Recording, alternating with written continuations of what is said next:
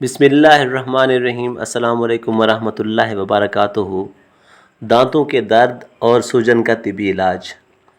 مسوڑوں میں سوجن ہو، خون یا پیپ نکلتا ہو تو تھوڑا سا گرم پانی لے کر اس میں تھوڑی سی پھٹکڑی ڈال دیجئے۔ پھٹکڑی حل ہو جانے کے بعد وہ پانی دانتوں اور مسوڑوں پر ملیے۔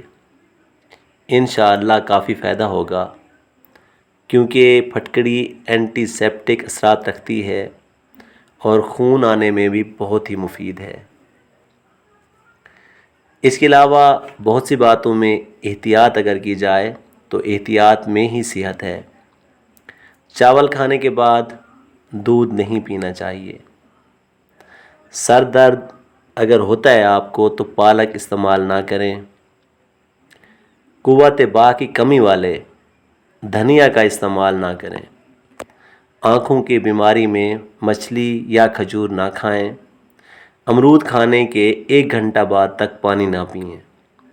شوگر والے مریض شکرقندی اور چقندر استعمال نہ کریں۔ مونگ پھلی خالی پیٹ نہ کھائیں ورنہ بھوک ختم ہو جائے گی۔ کھڑے ہو کر غذا نہ کھائیں ورنہ دل اور دلی کے امراض میں مبتلا ہو جائیں گے۔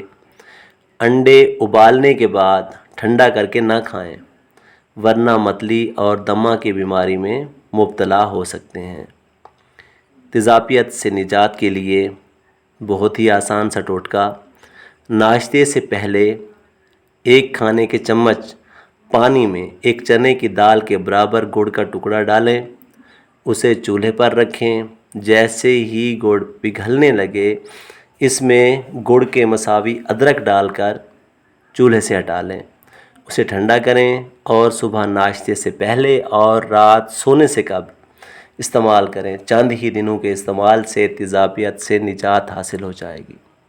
اس کے ساتھ اسبگول کی بھوسی کا استعمال بھی جاری رکھیں۔ میرا چینل لازمی سبسکرائب کریں۔